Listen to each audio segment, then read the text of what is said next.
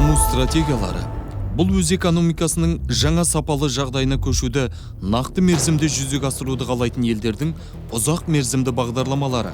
Жеке дамудың басымдықтарын анықтау кез келген мемлекеттің басты міндеті болып табылады. Алайда басшылық мұны әрдайым толыққанды стратегия түрінде жасай бермейді. Осы модельдің әдеттегі мысалы ретінде Оңтүстік Азия елдерін келтірсек, Малайзияның пайымдау 2020 табысты бағдарламасы бар. Посткеңестік кеңістіктегі осындай тәжірибеге жүгінуді ойлағандар аз болды. Алайда КСРО-ның ыдырауы бұрынғы социалистік республикалардан жаңа жағдайларға тез бейімделуді талап етті. Тұңғыш президент Нұрсұлтан Назарбаевтың дәл осы азиялық жаңғыру шеңберінде трансформациядан табысты өткен елдер үлгісінде бағдарлануы кездейсоқ емес. Нәтижесінде 1992 жылдың өзінде елбасы Қазақстанның егемен мемлекет ретінде қалыптасуы мен дамуының стратегиясын көпшілік назарына ұсынды.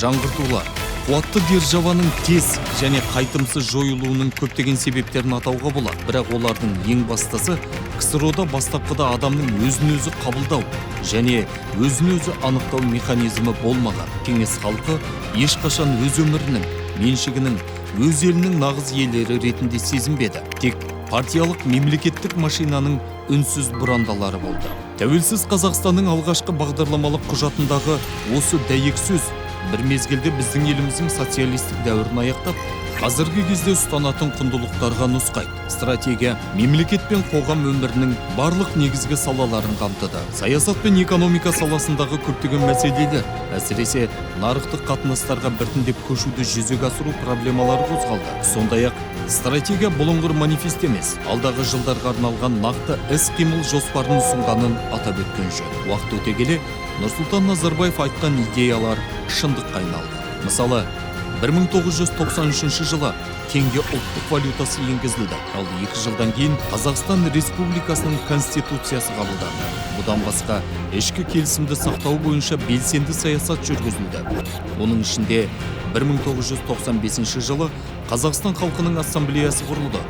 Барлық әлемдік өңірлік державалармен түрлі саяси және экономикалық блоктармен байланыстар нығайтылды. Бұл республиканың көпвекторлы сыртқы саясатын қалыптастырудың бастамасы болды.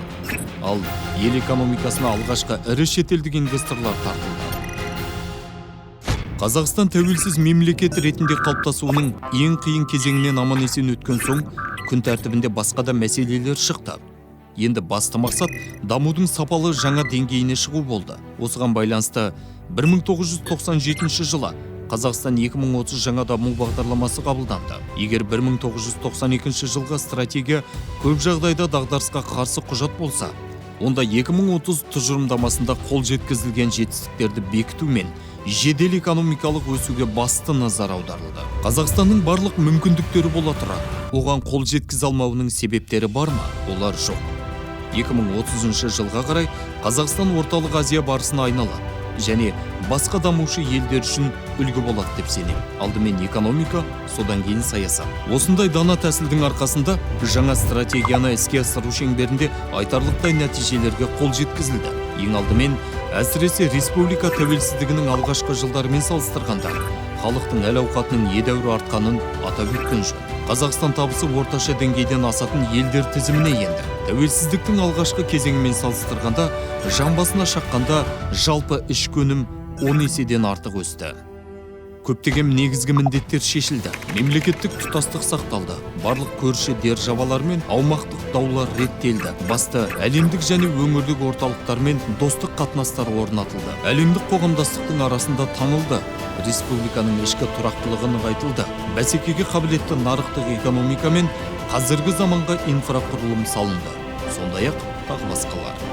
Өз кезегінде Қазақстан 2050 стратегиясы дамудың жаңа мақсаттарын қойып отыр. Бұл бағдарламаның іргетасы республиканың әлемнің ең дамыған 30 елінің қатарына кіруі болып табылады. Сонымен бірге, ағымдағы жағдайды байсалды бағалай отырып, тұңғыш президент Нұрсұлтан Назарбаев Қазақстан азаматтарын, сондай-ақ бүкіл планета тұрғындарын адамзаттың дамуындағы маңызды факторға айналуы мүмкін 21 ғасырдың 10 жаһандық сын қатері бар екендігі туралы ескертті.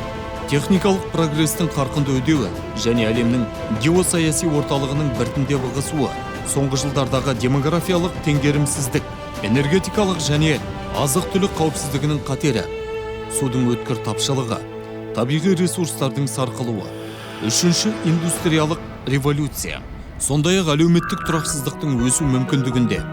Ол үшін республика шығынсыз болмаса да, бірақ күтілетін проблемалардың бір бөлігінде кенеттен туындаған сын тегеуріндерді де сәтті жеңіп шықты. Бұл факт елбасының көрегендігімен бірге еліміздің азаматтарының жүрегіне болашаққа деген сенім ұялатады.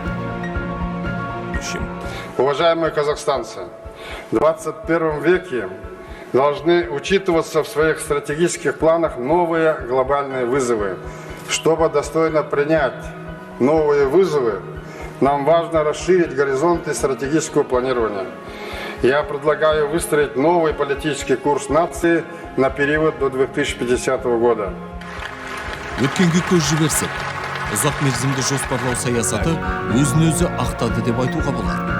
Қазақстан мемлекеттік стратегияларды іске асыру шеңберінде елеулі табыстарға қол жеткізді. Республиканың тұңғыш президенті Нұрсұлтан Назарбаев қойған мақсаттар мен міндеттер сол кезде орындалмайтындай болып көрінген еді. Сайып келгенде іске асырылды. Алдағы уақытта да жүзеге асырылатын болады.